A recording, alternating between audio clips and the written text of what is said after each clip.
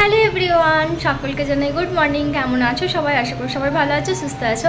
আরও একটি নতুন ভিডিওর সাথে তোমাদের অনেক স্বাগত, অনেকটা ভালোবাসা।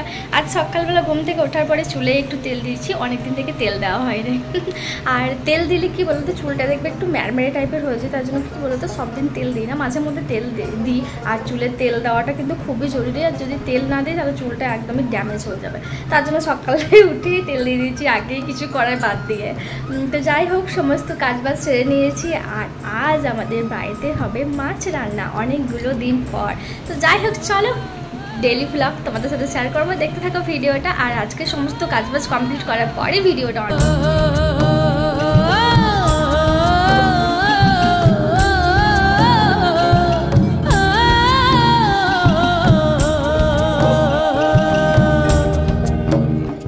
আজ অনেকগুলো দিন পর কিরণ মাছ এনে দিয়েছে, আর বেশ ভালো লাগছে। আর সত্যি কথা বলতে মাছের বাজারটা অনেকটা দূর, জানো তো, তার জন্য কি বলতো সবসময় কিন্তু বাড়িতে মাছ হয় না। তো আজ আমি ভীষণ হ্যাপি, কারণ মাছ খেতে আমি বড্ড ভালোবাসি।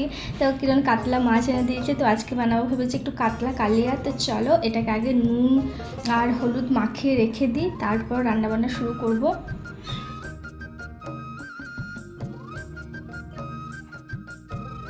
তো চলো ভিডিওটা কন্টিনিউ দেখতে থাকো, আশা করি সকলের খুব ভালো লাগবে।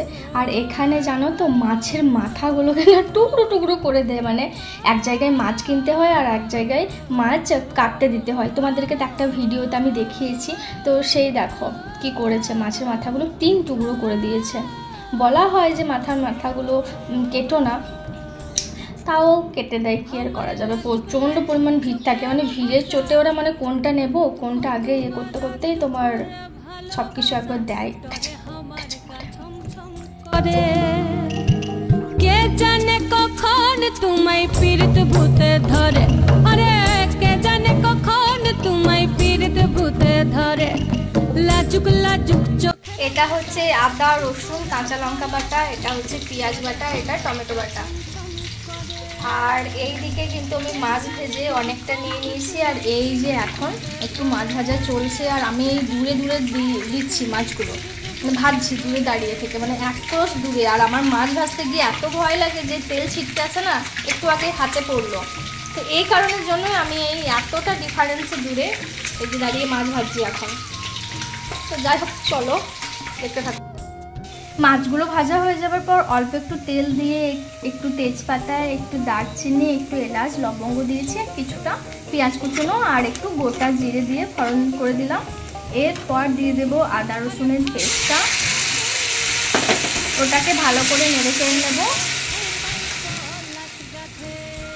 এরপর দিয়ে দেবো পেঁয়াজ বাটাটা, এটাকেও একটু ভালো করে নেড়ে চেড়ে নেবো।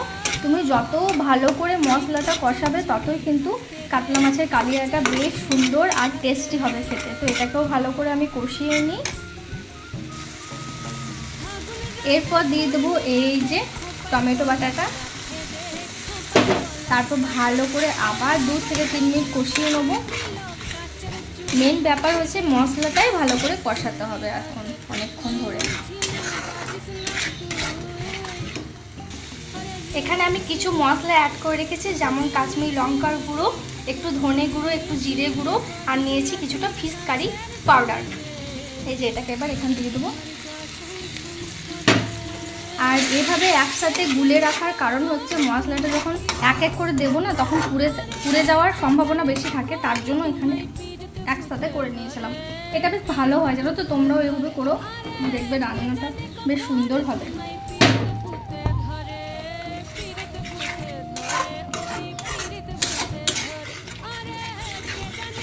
আবার ভালো করে দিয়ে আমি মশলাটা আরও 2 থেকে 3 মিনিট কষিয়ে নিই। গ্রেভিটা দেখো কত সুন্দর হচ্ছে, আর তেলটাও কিন্তু ছেড়ে দিচ্ছে। তো এটাকে এরকমভাবে কিছুক্ষণ তেলটা ছাড়ার জন্য রেখে দেব। তো চলো এইবার মাছগুলোকে আমি এক এক করে দিয়ে দেবো। তোমরা এখানে টক দইয়ের ব্যবহারও করতে পারো তোমাদের যদি ভালো লাগে তাহলে, আর আমার হাতের কাছে ছিল না, তার জন্য আমার আর ব্যবহার করা হয়নি। আর এই দেখো আমার কাতলা কালিয়া রেডি, দেখতে কিন্তু ইয়াম্মি ইয়াম্মি হয়েছে, তাই না বলো? ঢাকনাটা খুলে আমি ওপর দিয়ে একটু গরম মশলা আর কিছুটা ধনেপাতা অল্প মতো ছড়িয়ে দিয়েছিলাম, আর এত সুন্দর সেন্ট উঠছিল। আর মাছের কালিয়া ওটা হয়ে যাবার পর আমি ঝটপট করে একটু ভেন্ডি ভেজে নিয়েছিলাম আর একটু আলু মাখা করে নিয়েছি। আর আজকে আমার লাঞ্চে আছে দেখো কাতলা কালিয়া, মাছ ভাজা, ভেন্ডি ভাজা আর এই যে আলু মাখা, ভাত, ব্যাস এই হচ্ছে আমার লাঞ্চ আজকে। তো চলো এবার ঝটপট করে খাওয়া দাওয়াটা শুরু করে নিই, কারণ অনেকটা লেট হয়ে গেছে।